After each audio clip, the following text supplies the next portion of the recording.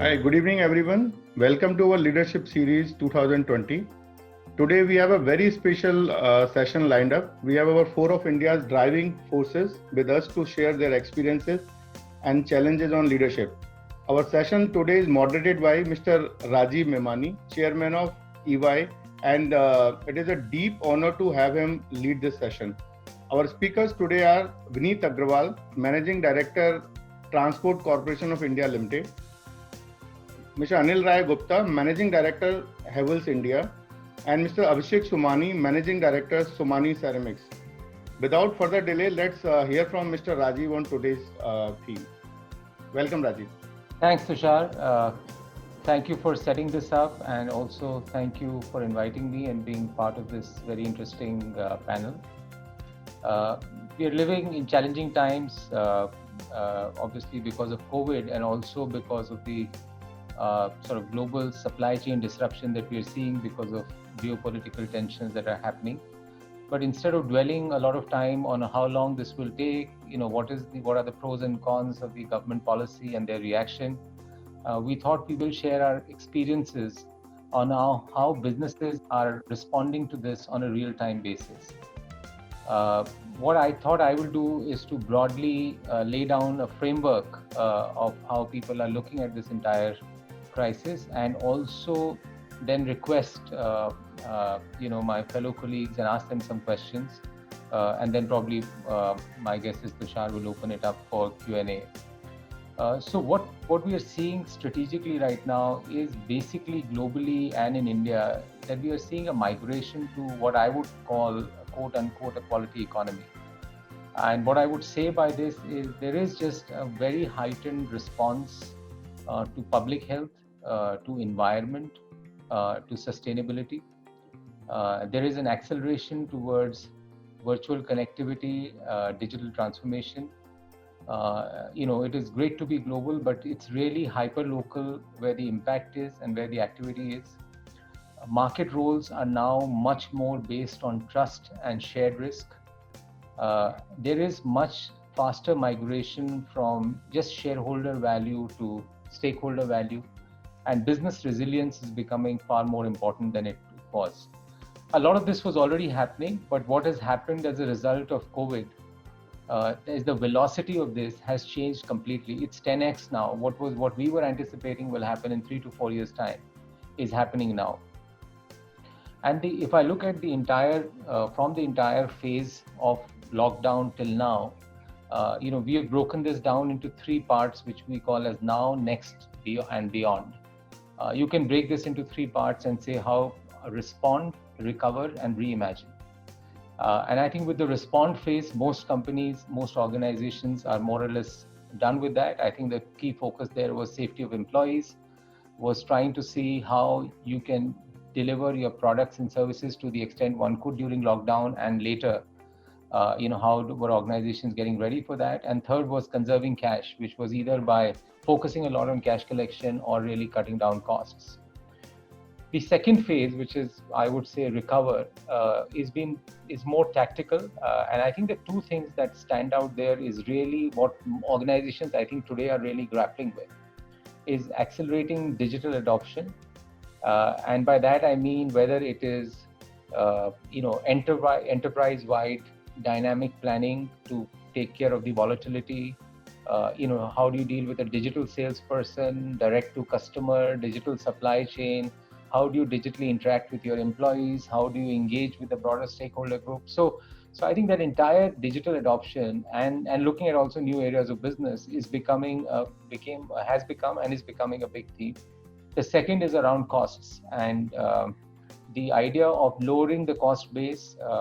So really, firstly, to deal with volatility, and secondly, to really look at all the efficiency, be at the top end of the efficiency frontier. And that's what organizations are dealing with. So variabilization of fixed costs, zero-based budgeting from really what was earlier incremental budgeting. So that's been really the recover phase.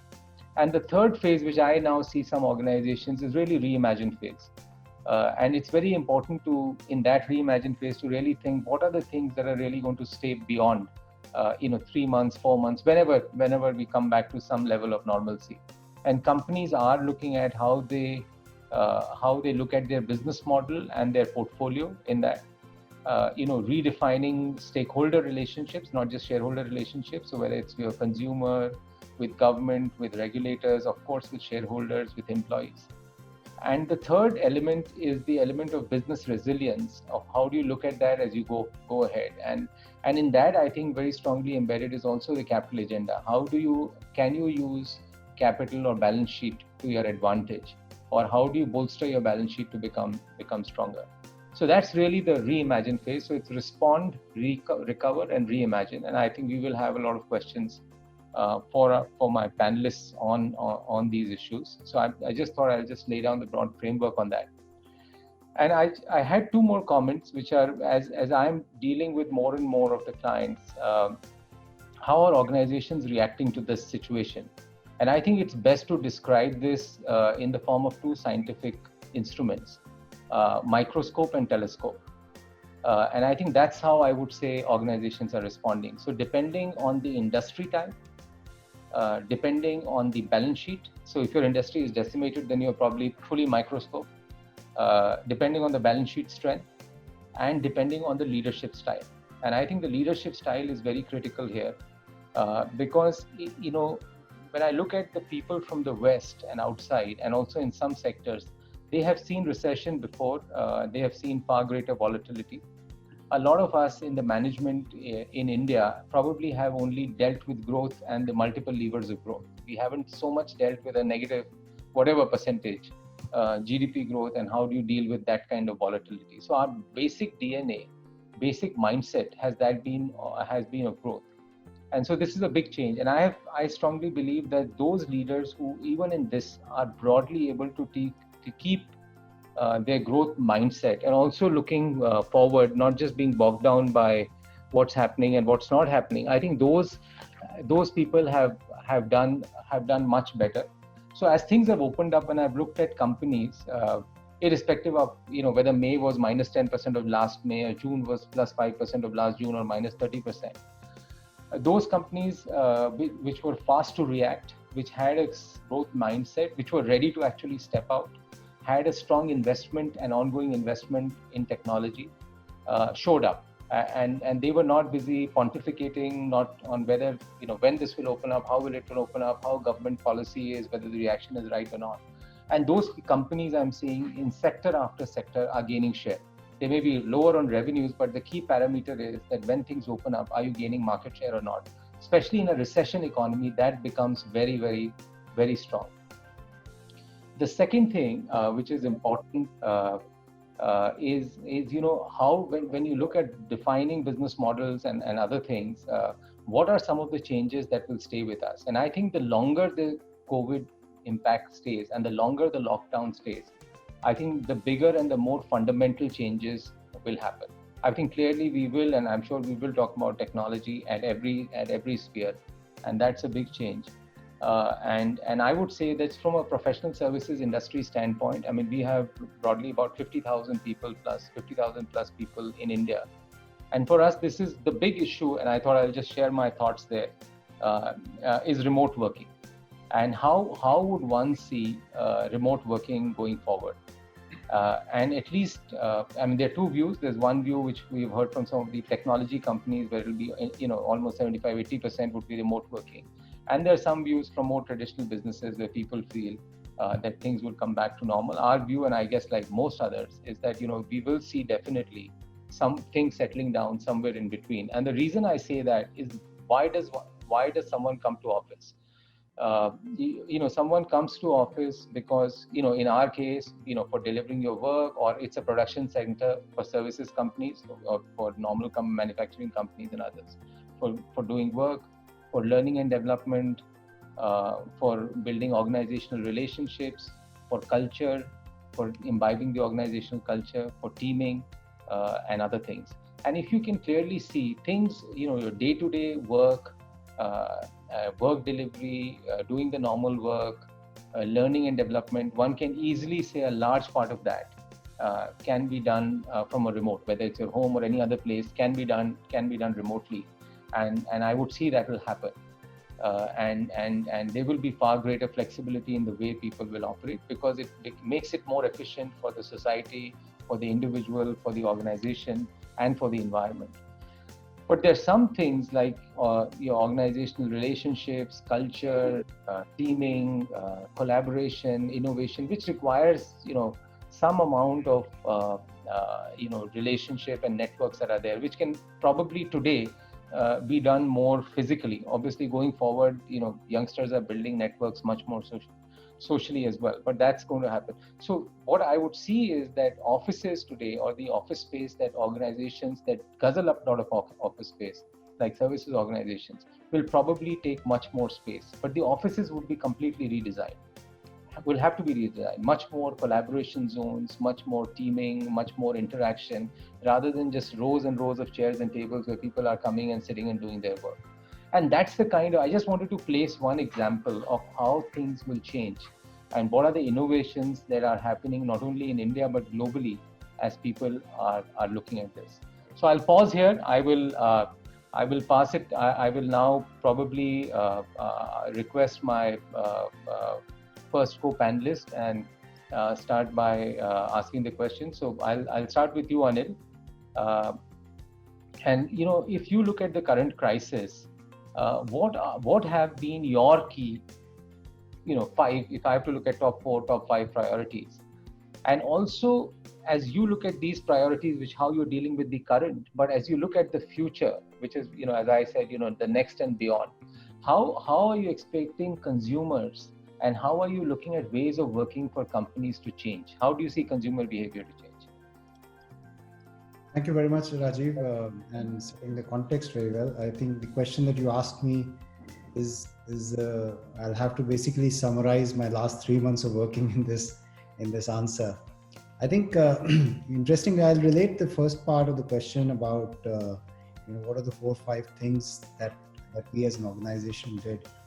I'll relate it with what you said, and I'm reminded of the fact that when I joined business about 25 years back, and I came back from an MBA, and within the first the first 1 or 2nd year, I was talking to my father, who was the founder of the business, and I was talking about what we've learned in MBA is maximizing shareholders' wealth, and we were discussing about that concept, and he just asked me, in a very rustic form, like who are the shareholders of this company?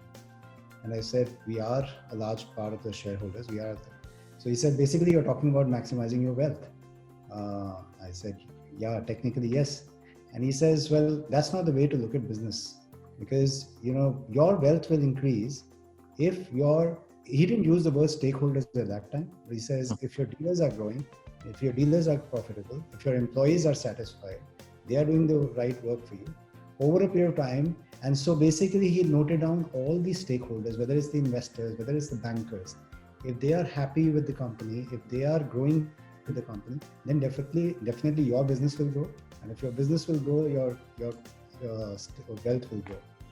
So basically what I'm trying to say is the values of an organization gets built over many years.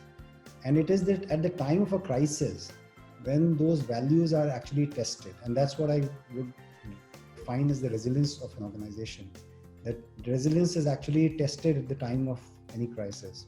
So when this particular crisis happened in the last week of March, I know for many manufacturing companies, March is a very important month. Last week of March is probably even more important than the entire year. And this crisis happened at that time when the lockdown was announced, all factories closed, all offices closed. So basically we went back to the basics, and we thought that what are the values of this organization and how we can, take care of the stakeholders at this point of time, and which will eventually help the company. So I think the 4 or 5 key priorities at that time, what we decided was that, if we can take care of the employees, which means there's obviously every company is talking about the safety of the employees. That was one part, but can we offer them safety of their jobs as well during this time? So whether it's the workers, the employees, and at many times in recession times, companies have to take certain drastic actions of reducing the manpower at some point of time. However, this was a different crisis. Even if you were letting people go at this time, they will never find jobs. So can you be compassionate Can you bring back your values of taking care of your employees during this time? The other is, how do you take care of your other stakeholders? In our case, our vendors, for example.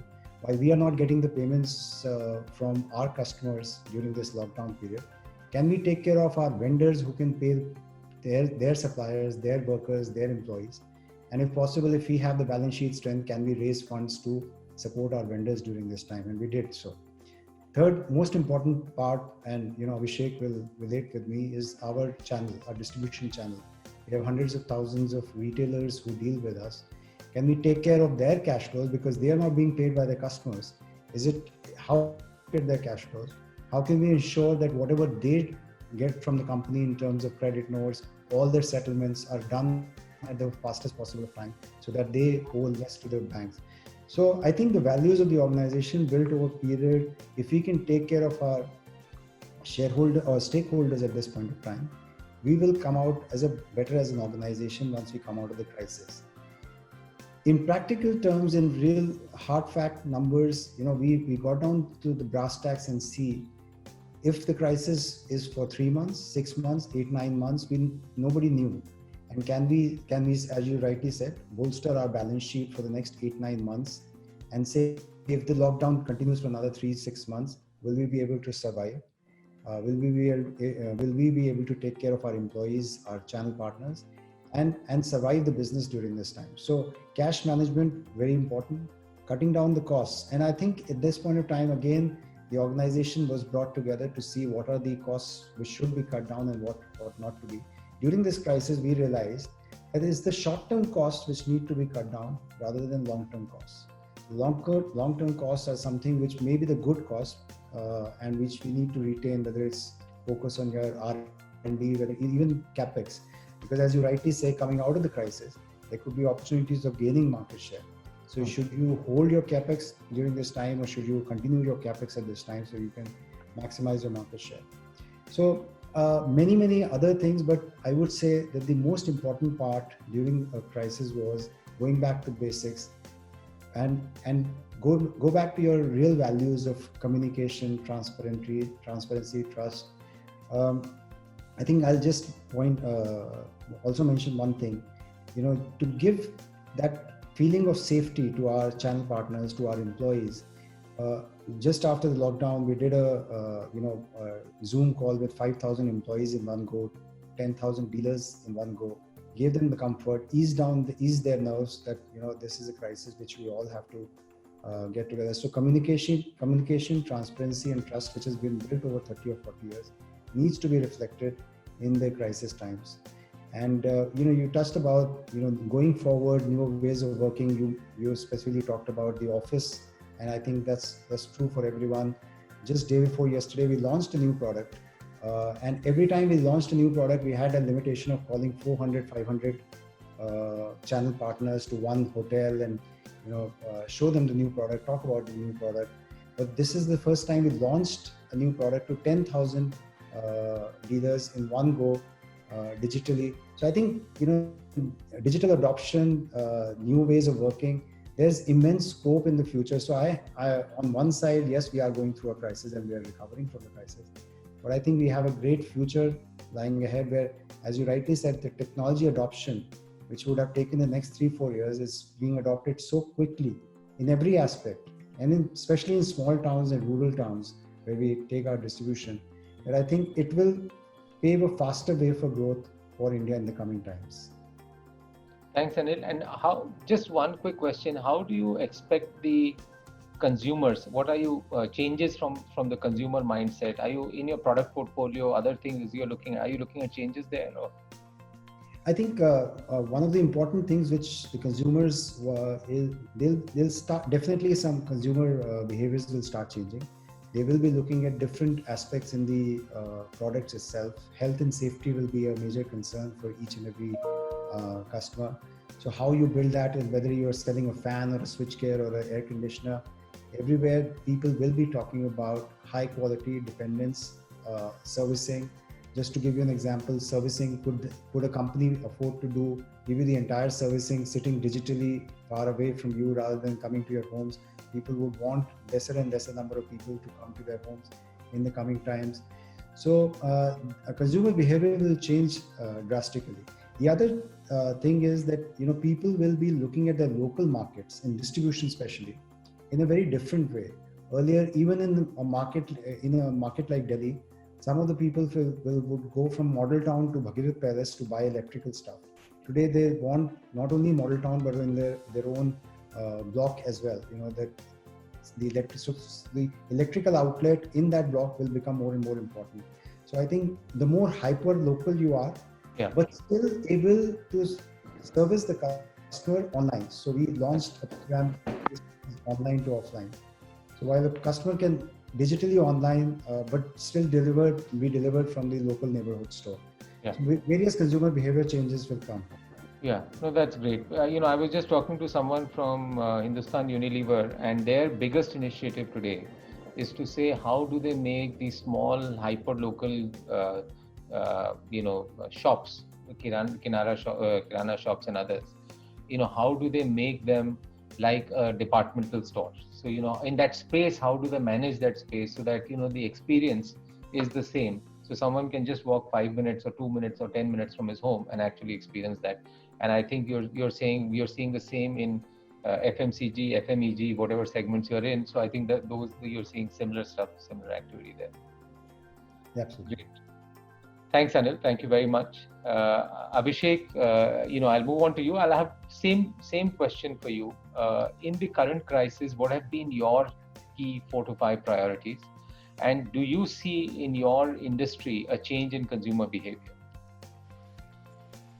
Yeah, so I echo what Anil said. I think I've had a similar conversation with the founder of our organization, my grandfather, and he always said that your dealers are the backbone, and we built this organization on that backbone. And you also very rightly said that from stakeholder value we moved to stakeholder value, from shareholder value to stakeholder value. That clearly came out now, because the most important people who needed to be energized, enthused, morale up were our vendors, our dealers, our employees.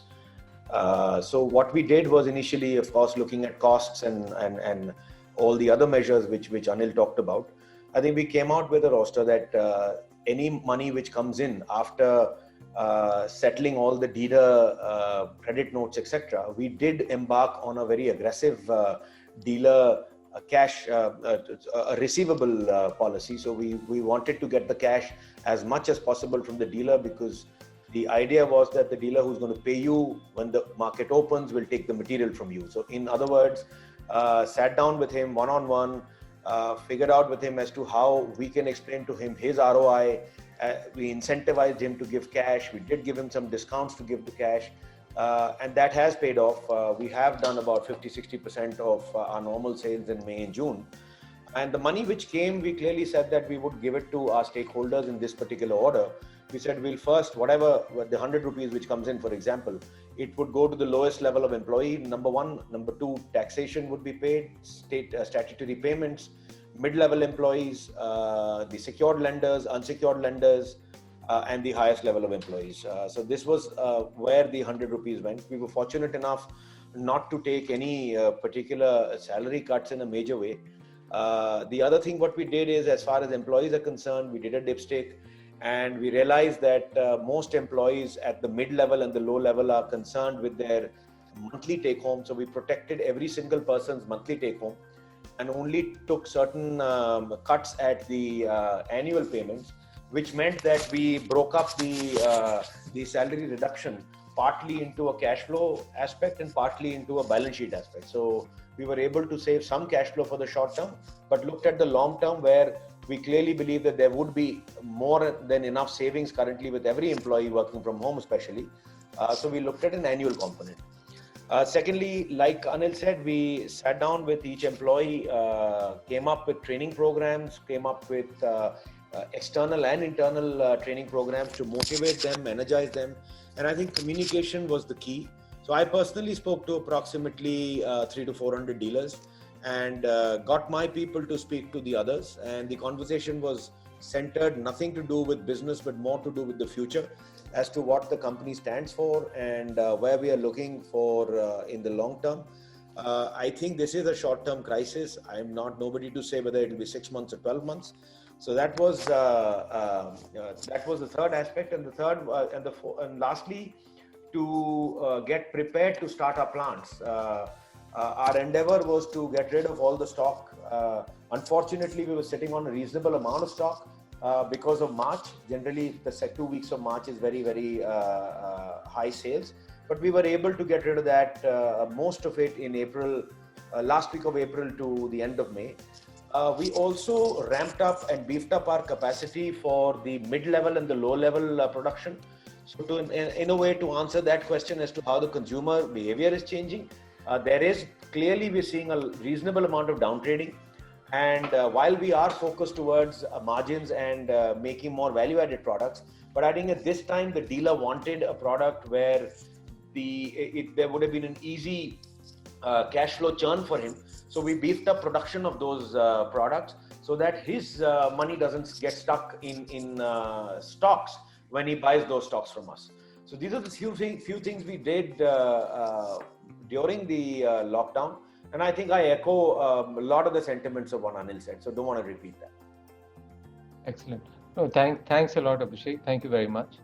I will move on to Vineet. Vineet, your company really moves goods around India, so you really get a good pulse of what's happening in the supply chain. So my question, and I think we've covered the priorities well between what Anil said and Abhishek said. So my question to you will be really, how will supply chains change in India post-COVID? Thanks, Rajiv. I think as a company, we move about 2.5% of India's GDP by value of cargo every year. And we're able to get a sense of what is happening, whether it is on the consumer side or even on the manufacturing production side. We operate in all industries, including the e-commerce space, as well as warehousing, etc. So I think in the last 3 months specifically, things have been very dramatic. The supply chains in our country are either severely disrupted or still broken. Only about 50-60% of trucks are really on the road, and that too, most of them are operating within the same state or maybe a maximum of the neighboring states. Not too much traffic is moving nationally entirely because of shortage of truck drivers, labor, etc. Certain sectors are moving better. Rail is doing much better. Sea is doing much better. But overall, the challenges in the supply chain are immense. Because when you think about, let's say, an automotive, a car, till the smallest tier 3 supplier is not active, his plant is not started, till that time, we will not be able to ensure that the entire car is built. So the entire supply chain has to move completely from the smallest to the largest component so that the supply chain gets completed. And those are the challenges we've seen across the country right now. We don't think it's going to improve. If our country is going to have a negative GDP, nothing is going to be 100%. There could be some industries that will do better, but no one's going to get to 100% entirely for the year. So there will be challenges, and this is the time when supply chains will change. And this is where we think that there is a lot of scope for companies to relook at their supply chains. The large trend that we are seeing is that how can companies use supply chains to build operational resilience in their business. And operational resilience in the supply chain could mean different factors. Today, there's a huge talk about deglobalization, which means that can supply chains become more and more local? Many companies would want to do that. Today, in the stage where we are trying to make more and more pharmaceuticals in India, let us not forget that we're dependent on China for the APIs. So a lot of industries are now globally so integrated with in our country as well that we would need to start looking at some of the sources of local supply as well. Would we be able to be more agile right now? So there have been stages where there are companies for example, when we work with e-commerce companies, there have been no stocks. So does it mean that you would need more warehousing space so that you can keep more stock? So these are the kinds of things that our companies have already started thinking about, not just from an operational perspective, but also from a cost perspective. Because the cost of losing sales for someone is sometimes more than the cost of that inventory. So it is harakiri if you lose sales in an FMCG company. So for them to build extra stock might not be a problem, because the consumer can switch. The switching costs are very fast. You're buying a Lux soap and you find that it's not there, you switch to a Dove. So that is the kind of things that have started to happen, and companies have started to look at certainly a lot of operational resilience. The second thing is clearly that what you talked about, Rajiv, also is the acceleration on the digital side. GST had started pushing some of that, but we are seeing the same kind of acceleration, at least on the supply chain side as well. Those things are started from a customer experience. So first is the customer looking at a digital experience and omni-channel experience. What Anil just mentioned, that it doesn't have to be only available online or offline, but it's a combined omni-channel experience. That has a real big effect on logistics and supply chain as well. How can digitization help in productivity? What you talked about from a work from home, or how you can look at your office spaces as a source of productive environment. And last but not the least is the flexibility. Digital transformation can create a lot of flexibility. You'll be surprised that there are so many companies that when we talk to from a digital transformation perspective, that they say that we have things happening, but when you actually ask them that, look, can I give you an e-POD and can I send you an e-bill so that you can process this faster? They say, no, don't send it as electronically, send it physically so that our audit needs to see it. Now, this is like a very simplistic example, but I think many times companies take digitization as something that is, if I may use the word, sexy. Whereas there is so much grunt work that can really take care of by simple things that we can do through our process. So supply chain efficiency, or what supply chain will change, is not just from a physical perspective, but also from a financial perspective, and also from an internal processes perspective. Yeah. Okay. Thanks a lot, Vineet. Always blame the auditors at the end. So. But yeah, you're right. Technology is just changing things in a very dramatic fashion. So Anil, that was, I know Havells a little bit, and obviously a company is famous for its products, the relationship that you enjoy with your dealers. But I think one of the intrinsic strengths is how you have invested in technology. And as you heard from everyone, technology, whether it's in the back end, whether it's in the front end, has become an inherent source of competitive advantage. You talked about a product launch that you did, which was like 10x of what you would have normally done. If you drill this down, are there 3 or 4 things, innovative things, either on the product side or on the process side, or maybe a digital salesman or something like that you have done, where you can give specific examples of some of those areas? So, for the where people can relate to and say, well, this is and to some extent, if you can articulate the advantage of that, the benefit of that. I think the first example that I would give is not blaming the auditors. EY are our auditors. And, we were one of the first companies in India to come out with our financial year results after the May lockdown. And EY did everything digitally, and we didn't tell them that they are needing this physically or not. So none of the people visited our office, nor not their people, nor our people could visit the offices. And it was that. So technology, if people say that technology can't make it possible, and I think it's a wrong thing to say. I think large companies definitely have the wherewithal to invest in technology. Rajiv, to your question, it's the biggest problem has always been adoption of new technology. And I believe, as Ruchir Sharma, in one of the articles he mentioned, that what COVID has done is actually, whatever was there is just faster adoption of that. So Vineet, you talked about e-POD. ePOD was something which we started as a company for our dealer network, but it was still 40%, 50% adoption. You know, dealers were still saying, "Nee, we want to see the physical thing and all that." But after COVID, since May, it's reached almost 90%. And within a month or two, we will say it will be 100% ePOD. So this is one thing. The retailers, we have 150,000 retailers where our distributor salesmen or our salesmen, they go, they talk to them, they take orders on a month-on-month basis. They have a beat plan, maybe 20 visits a day to each retailer. They take their orders. After COVID, almost 60 to 70% of the orders have started coming on the app. So our people are not collecting orders; they digitally place the orders. Believe me, this software was made 2 years ago, and I was trying to push this with the retailers, 150,000 retailers, even in the rural areas.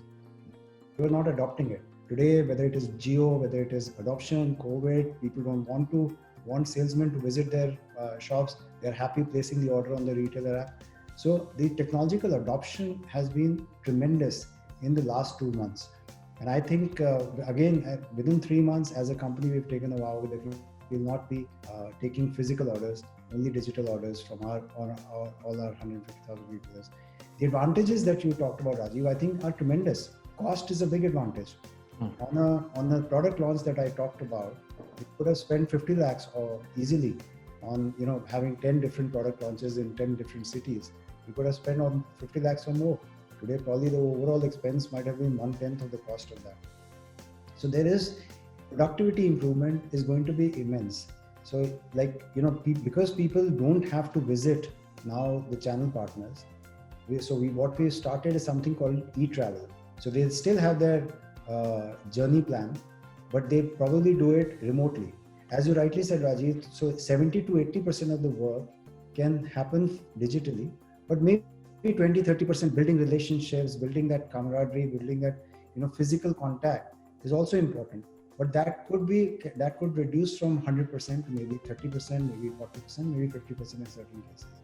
So think about it: if we have 3,000 salespeople on the road, can the same number of people increase to double the sales?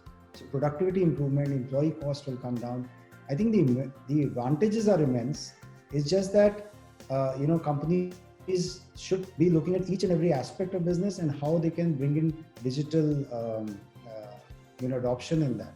The advantage is definitely going to be there on cost and efficiency. Even in the manufacturing facilities, I think our friend the other day was saying, a common friend from SRF, he was saying that they are looking at 25% increase in productivity, even in the manufacturing facilities.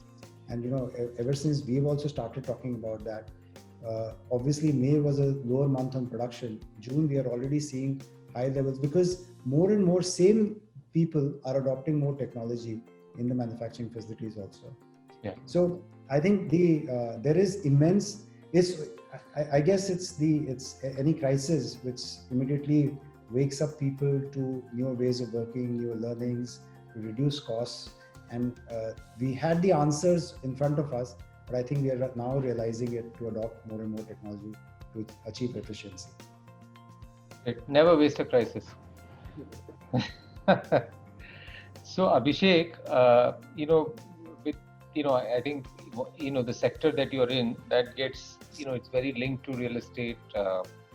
People have questions on when real estate demand will pick up, and so how as organization like yours, and I mentioned upfront that growth mindset, growth leadership, that's what we've grown up with, and that's so critical. How do you, in an industry which has got sort of very I wouldn't say very badly impacted, but definitely impacted more than most others, how are you ensuring that you keep the growth momentum going? Yeah, Rajiv. So, we got into this crisis at a fairly low base. We were already reeling in this lackluster performance of real estate for the last 3-4 years. So there was some kind of preparedness. Had we been at a high and then this COVID would have happened, this would have hurt even more. So from that perspective, I think we had started moving a lot of our project sales, specifically the private builder sale, more towards retail. having said that, we're currently at about 70+% of retail sales. Surely a 10 to 15% of the retail sales the dealer is selling to the smaller project guys who do not have the access to come directly to us. But nevertheless, we're still at about a 65 to 75% retail sales, including our exports, which is fairly low. The other thing what we did was to move our focus from the tier 1 towns to the tier 3, 4, 5 towns, not even tier 2. So much so that even pre-lockdown, we were clocking about 70 to 72% of our sales from tier 2, 3, 4. And increasingly after the lockdown, we're seeing that focus shifting even further to tier 3, 4, 5. So that's something which we've been doing for some years. And that has been only accelerated in the last 2-3 months. I didn't have to say much. I think most of the sales guys also have realized that with the migration happening, a lot of the work is happening at the tier 2, 3, 4 towns. Cheap labor is available. There is some kind of a fear psychosis. There's a pent-up demand.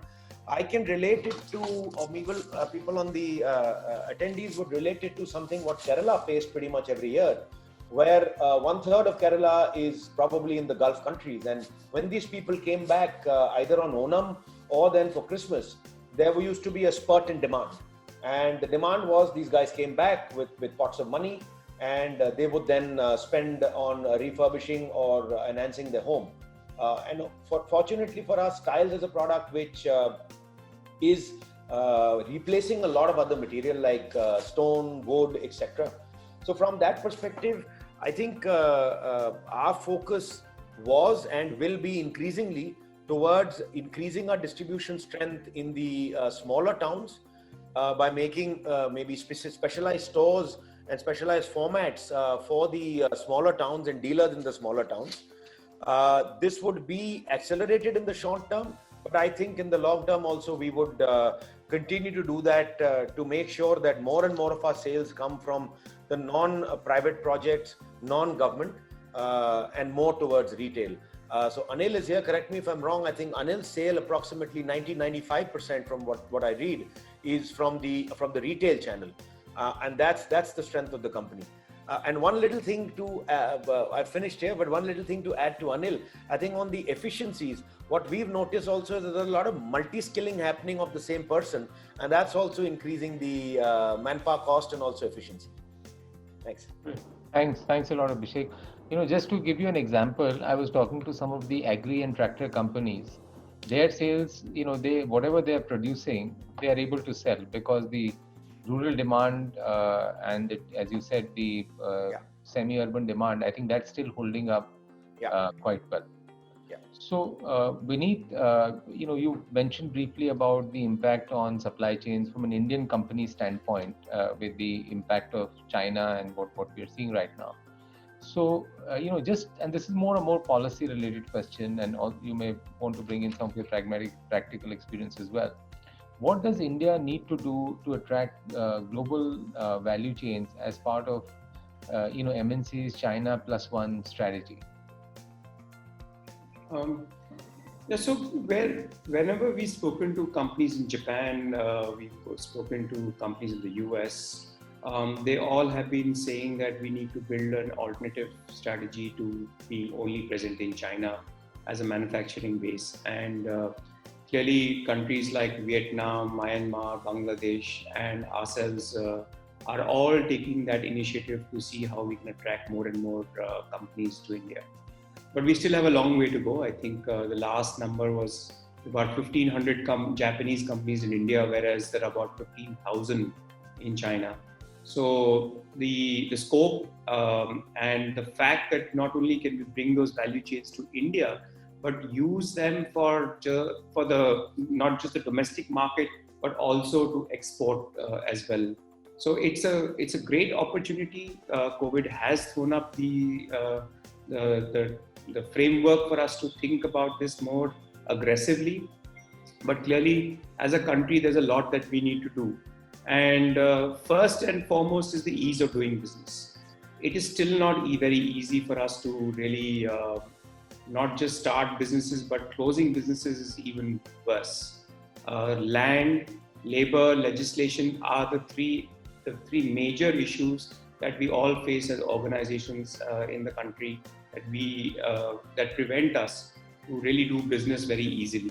I was reading with a new SME report that came out that a small and medium enterprise needs to file 120 odd annual reports or different bodies of when that person is dealing with different organizations.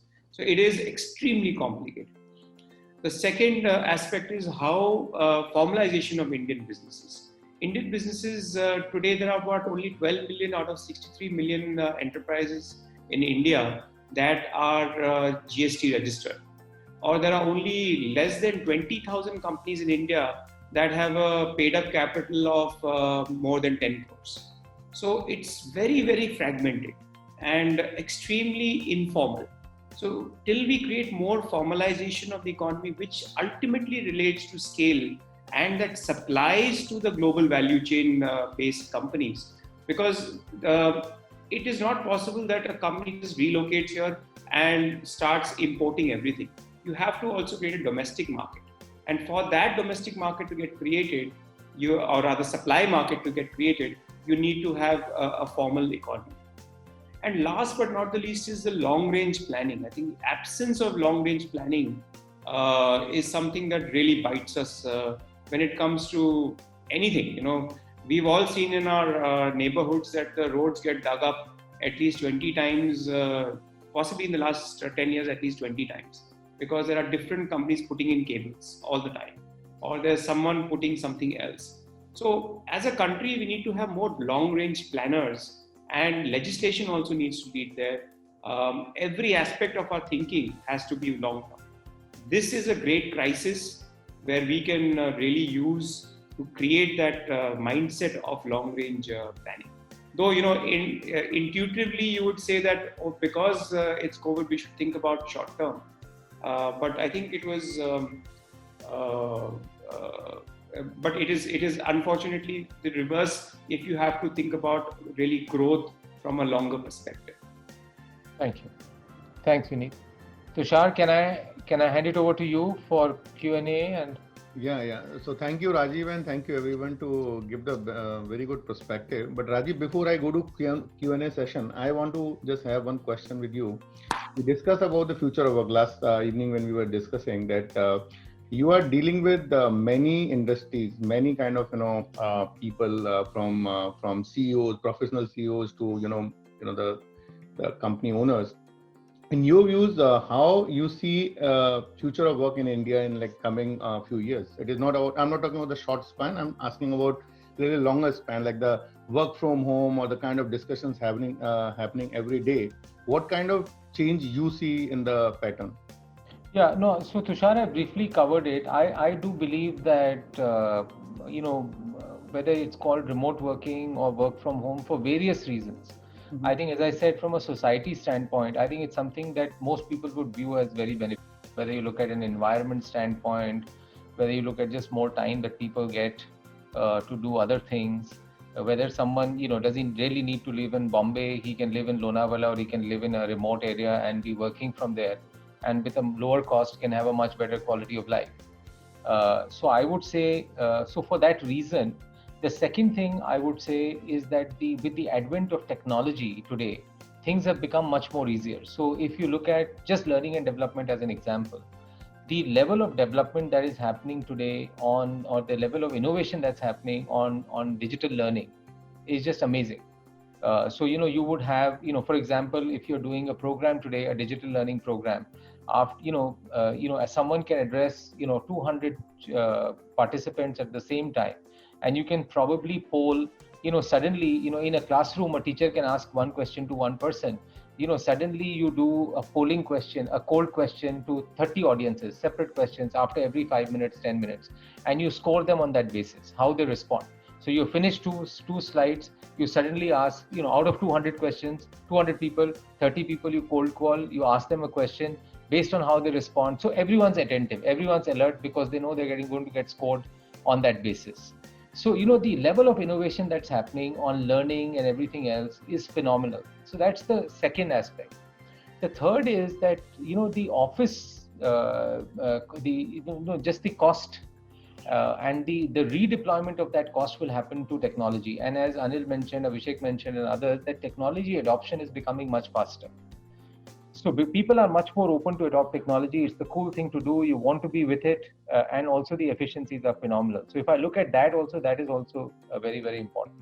But the fourth, I think, which I mentioned, and I just think that the office, and this is something that will be of interest to you, Tushar, that the office redesign will happen.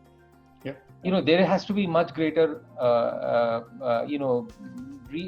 office, depending on what's the organizational culture you want to have, how do you want to encourage teaming, how you want innovation. So when people come to office, it's about imbibing the culture of the organization. When people come to office, it's understanding the values of the organization. When people come to office, it's how do you build organizational affinity. And that's how your physical space has to represent that. And the technology has to enable it. So I just think that things, this combination of societal advantage, the art of what technology can do, the cost efficiencies that one gets, the flexibility of life benefits that people will get. I certainly feel that work from home or these changes are very, and for India, I think it's very interesting, because if you are in the US, whether someone is delivering that work from Seattle or someone is honestly delivering that work from Gurgaon, it doesn't matter. He could be sitting in his home wherever in Mangalore and delivering the work. So I think it throws open very interesting propositions. What we thought normally can be done in the office, that myth will be broken. So outsourcing and other things will open up in a much bigger way. So Rajiv, another question which I would like to ask you, three, Vineet or Abhishek and Anilji, all three, represent a very large industry perspective. There are a lot of small companies. I'm seeing a lot of questions coming from, what is the perspective you are seeing? What kind of perspective you are seeing for the MSMEs or small companies where the cash reserves are very less, their future perspectives are very less, and they are seeing the immediate, kind of tough challenges in front of them, paying salaries, paying to the, office expenditures, or maybe to the vendors, partners. What kind of, scope you are seeing for these kind of small companies? Rajiv, question is to you. For me, okay. Yeah. So no, I think it's a real challenge, and that's why if you actually see from the government standpoint also, this was the first thing that they tried to address, is to ensure how liquidity is being dealt with. And as Anil mentioned, most of the large corporates are trying to ensure that their MSME supply chain stays there and stays with it. I think my only sense is that these principles will apply to MSMEs as well. I think the cost curtailment, applying technology, and today you can apply technology in a very frugal way. You don't have to spend, crores of rupees to implement technology. It can be done very, very liberally. I think will have to look at innovation, cost, technology, and I do believe that in some cases, with the supply chain and the manufacturing shifting from China to India, where I'm definitely seeing very rapid shift in the next 6 to 9 months, especially if the stalemate continues, then I think those will be other opportunities that will come to MSMEs in the manufacturing space. But I would say a lot of these learnings would apply to MSMEs also, and they will have to prioritize and look at efficiencies very, very carefully. So resource allocation will have to be done in a very, very frugal way. Thank you, Rajiv. So one question is coming for Abhishek and Anilji both, that what kind of the kind of discussions we had on this panel. So do you think that the rural market going to contribute the growth trajectory for companies going forward? So the question is, the people are asking that, do you think the rural market will be playing a very vital role in further growth projections in your companies? So Abhishek, I'll start with you. Yes, it has, and it's only going to get accelerated. Unlike in China, where urbanization happened, where mainland China came to the port towns, here in India, the urbanization is happening just the reverse. So you have the Valsads of the world, and you have the Salems of the world, and you have the Tinsukias of the world, which are growing and getting urbanized. And I don't want to even look at the COVID situation, but even before that, we had the Udan scheme, which was announced by the government, which is about 100 or 110 airports. Now, with every airport, it's a chicken and egg. The airport comes in, there are a couple of hotels which come in specifically in tourist towns or business towns. With that, population migrates. There are schools, colleges, mandirs, masjids. All of that start happening in that particular town, and that, to my mind, is urbanization. And I think this is only going to filter down even further. I don't think this is going to stop. So that's the India story, in fact. And if I'm not mistaken, about 350 million people are urbanized, and or 400 million people are urbanized, and we're looking at another 10% to 15% of this happening in the next 10 years. And on a population base of 130 crores, that's a very large number. Great. What is your view, Anilji? No, absolutely. I echo my sentiments with Abhishek. The only thing I would like to add in our industry, it was happening for the last 5 or 6 years with the rural electrification program. So electricity going to all the villages. I think our products would have definitely followed, and that's why we were investing heavily into rural. But just to share with you that, while everybody was talking about what will be the level of sales in June as compared to last year, and everybody was grappling in the big towns, comfortable in the urban towns, semi-urban towns. Rural, for example, grew 100% for us in the month of June, though it's a very small number. So rural is going to expand, and that could have been some pent-up demand, as Abhishek said earlier, people going from Middle East back to Kerala, Onam, they're building their houses. So a lot of migrant labor going back, rebuilding their houses during this time. So that it could have been a little bit of pent-up demand, but I think rural is going to stay for a long period of time, and companies, branded companies, need to invest in rural in a big way. So another question. Just to add to that point, in fact, in the last few months, the amount of money that has flown into the rural economy is just huge because of MSP, etc. And as an organization, we moved more than 30 trains of tractors, full trains with more than, I don't know how many, 200 tractors in the last 1 month from south to north, just because there's so much demand that's come into the rural sector. Great, Vinay. So, Anilji, another question is coming from PTI. Mr. Kumar Rahul is asking, I think asking both of you that April and May was a complete washout period for the industry. What would be possible impact on Havells' performance? Would company be able to mitigate the effect, as several experts are projecting about a degrowth? A typical question from PTI, but I would say that right now it's not right for me to speak on the performance for the quarter on this. But I think everybody knows there was a complete lockdown in April, as we all were trying to get out of the situation, supplying material as far as possible to all wherever the market demand was. I believe that May and June have shown to the industry that the recovery could be, and if things don't go back to the same thing again, recovery could be faster than what people were expecting it to be in the month of March and April. So going forward, we really need to work towards fulfilling the customer needs, ensuring that our product availability, affordability, availability, accessibility, agility, these will be the key factors for any company going forward in the next 5 to 6 months. And I think, as Rajiv mentioned, if the companies remain strong, the companies are agile during this time, there'll be a tremendous opportunity of gaining market share, not only in a contracting market, but I think India could recover faster than what we were expecting. And one another question, Anilji, for you, that again PTI is asking that there is a very drastic shift is going for Havells appliances. There people are buying online. So do you think like it's gonna be sustained for long, or it will be a temporary phase? No, I think when shifts happen, consumer behaviors start changing. Definitely today, lockdown, anybody could not move out. Even going forward, people will want to restrict their going to departmental stores or shops to buy material, and once they get used to the convenience of buying online, but still I would say that like the whole world is actually going local and hyper local. I think a good combination between online and offline is the future. So online will remain, but offline will also retain its importance. So, Vineet, one of my favorite question, which I asked you when you were, a guest lecturer in our Harvard classes, and my classmates asked you the same question 3 years back. That how, when we see a lot of technology, is coming in logistic business.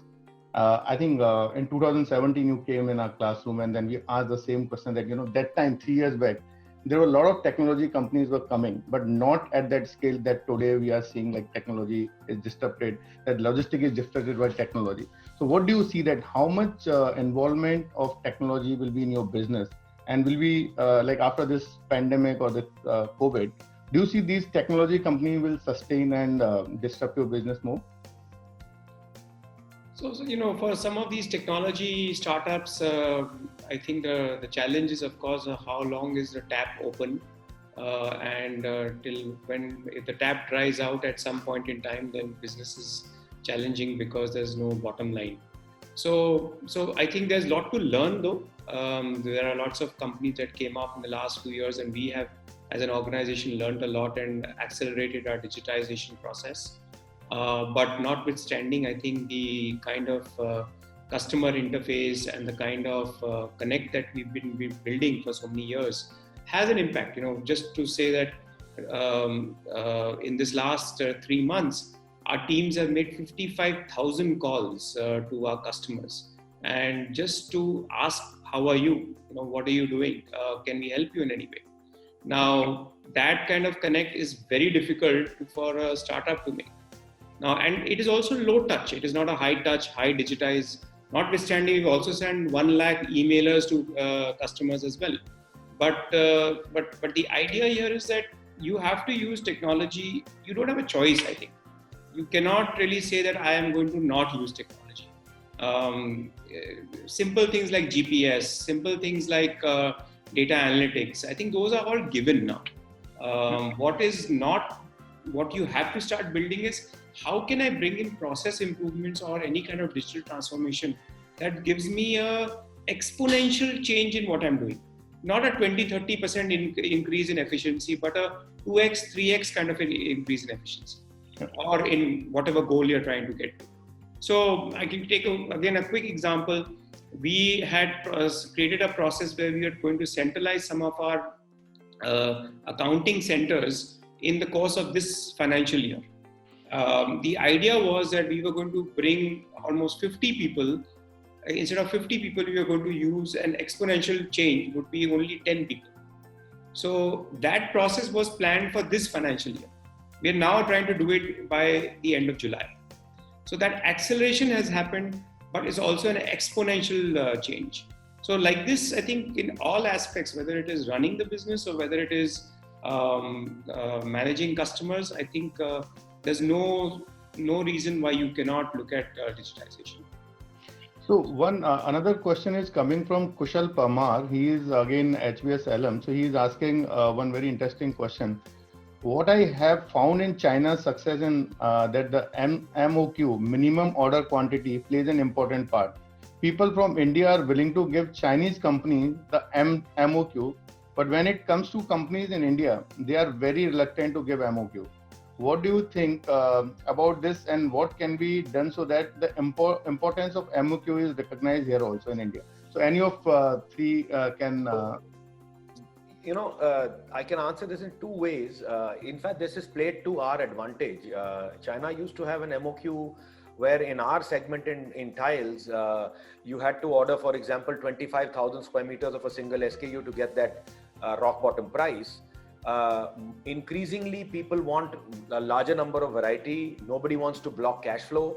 So in fact, to India's advantage, in a particular container, the fact that we can load 5 designs in a single container, charge a small premium over it, that's become more of a trend rather than going in for the cheaper price just because there was a larger MOQ required. So it works both ways to my mind. Our advantage, we've seen that we've actually benefited from this, and tile is one industry which we've tipped China, and we're actually more competitive on a smaller lot basis than China today. Yeah, so Rajiv, again, I'm coming back to you. You can have one or two questions. I think will be great that you can summarize the session also.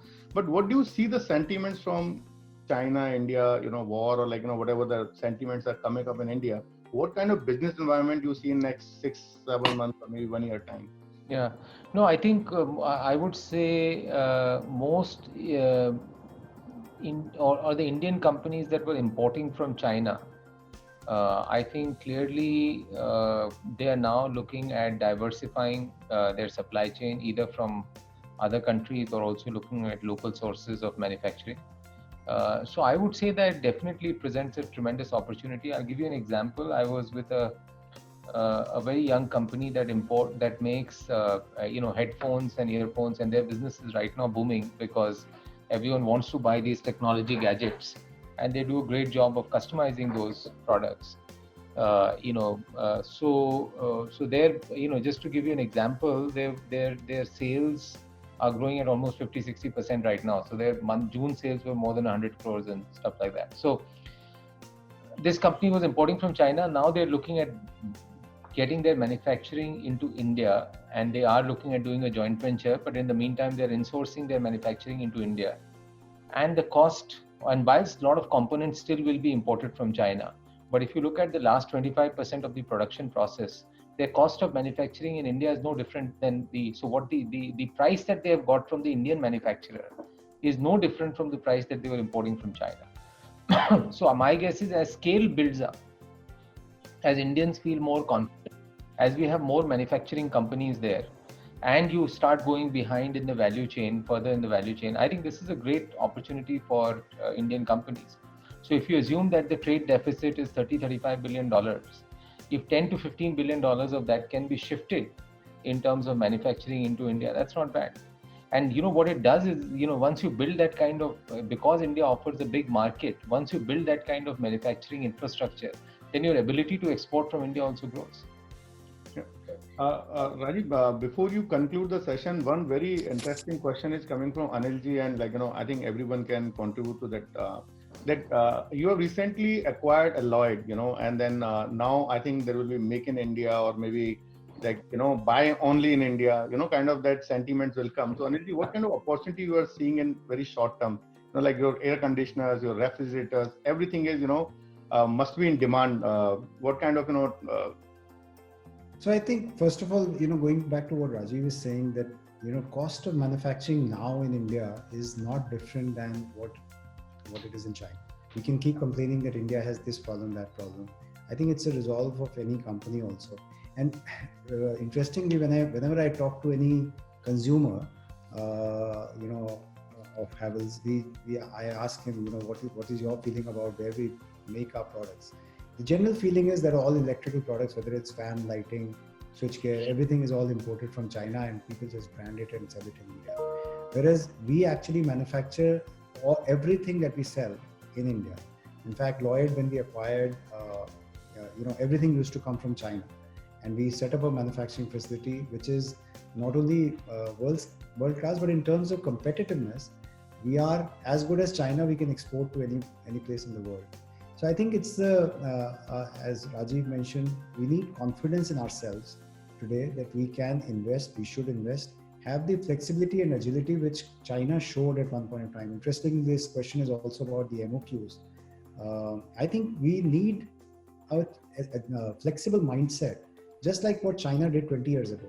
You go to them, whatever quantities you needed, whatever price you needed. Today they have become big. Yes, they can demand MOQs. But today we also need the flexibility in our own manufacturing systems, that we are ready to serve the consumer in whatever they want and wherever they want. So that's a mindset which people want. Obviously, with this change of mindset, I think the consumer sentiment will also be more to buy from India. But I think manufacturers and brands have to exhibit to the consumer that they can supply at the right price of the right quality levels as compared to anywhere in the world. Vineet, one last question for you, which is like petrol and diesel pricings are going up. How this is impacting logistics? Again, from some journalist is asking to you. Okay. And how COVID coupled with increase in diesel prices will impact price of consumer goods and tiles. It is for, I think, Abhishek. So Yeah, Vinit, I can't specify on what's going to happen to our company, but I would say that typically most companies have a contract clause where diesel escalation is built into it. Diesel fuel price escalation typically leads to inflation, but we are in a benign state right now. So really speaking, I do not know how much inflation will it cause, but there could be shortage of trucks, etc., or space because of shortage of drivers and labor, etc. So we're seeing a lot of shift towards multimodal transport as well, where road is moving to rail and sea, or a combination of road and sea, and so on. So it is what it is. I think there is a lot of pressure on the system per se when diesel prices, fuel prices go up. But I think it's ultimately, in the end, the consumer pays for it, I think. Yeah. Thank you. From So our Rajiv, point of view, I think yeah. the gas is more of an issue. The gas prices, fortunately, are stable. And our prices don't move so much because of diesel, but more because of economies of scale, much as any other business. So currently the economy of scale is absolutely not in our favor. We're running capacity at 50-60%. So therefore prices going down is highly unlikely. Going up may be more of a possibility, a marginal one, which is getting reasonably compensated with the low prices of gas currently. Thank you. So Rajiv, I would just like to request you to give some closing remark from your side, and not advice but experience, where 2 or 3 tips which people can take away from this session. No, I will just, I wish I had, but what I will do is I will summarize the session, because I think we got some very good insights from all my fellow co-panelists. So I would say that we are living in uncertain times. I think these are challenging times. These are more challenging in some sectors. These are probably more challenging for the MSMEs than for the larger companies. And the velocity of change is very, very rapid. So what we were thinking was going to happen 4 years, 5 years down the line is happening now. So even though business activity is, in terms of trade and commerce is lower, but just the intensity of activity in trying to cope up with this change is very, very heavy. And I would say some of the things which were very eloquently presented by everyone. I think one is this entire concept of moving from shareholder to stakeholder, looking at your wider ecosystem, whether it's your trade partners, whether it's your employees, even if there are outsourced employees, just equity, fairness, to the extent that one can implement, one can deal with that, I think will help in creating long-term value. And I think long-term value as a measure is very, very critical. Secondly, technology is a tremendous competitive advantage that companies are gaining from today. And there is the good news is that the adoption rate of technology is much higher. So the full benefit of technology changes can be taken today. And that's where and they will be long term. These things will be what will really play along in the long term and give massive advantage. The third, I would say, is business resilience is very important, and organizations should test as they look at both growth and resilience in a very balanced way, because we are in a sort of quote unquote VUCA world. The fourth is, whilst there is a lot of gloom and doom, but there are some pockets that are still doing well and holding up well, like rural markets, semi-urban markets. And there will always be some pockets of growth, even in the most challenging times.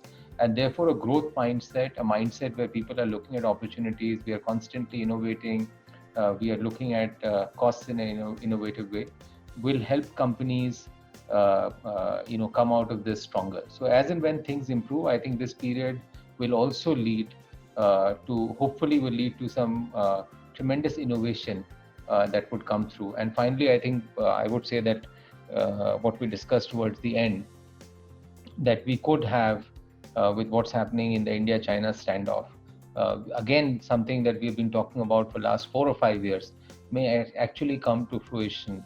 And I think, as what Anil said at the end, I think it's more about self-belief. There'll always be a lot of challenges, But as a nation, as an organization, and as people, we have self-belief. I think I'm sure we'll be successful. Thank you, Rajiv, and thank you everyone for coming and making time for this panel discussion. It is very insightful, and a lot of people have really taken away points to use in their business and their life. Thank you, audience, to come for this interesting panel discussion. We would like to just announce that we have two interesting sessions coming up next week. One is Pascal Finet from Singularity University. He will be talking about Be Radical. And the another session we are having on future of shopping and cinemas, future of work in that retail. And Ajay Bijli, chairman for PVR Cinemas, and Mr. Sanjeev Mohanty, managing director for Levi's Asia region, and Mr. Arjun Sharma for Select City Group. He will be coming and discussing about future of cinema shopping behavior. Thank you for coming and thank you joining this session. Thank you very much. Thanks, Tushar. Thank you very much. Thanks a lot. Thank you very much. Thanks.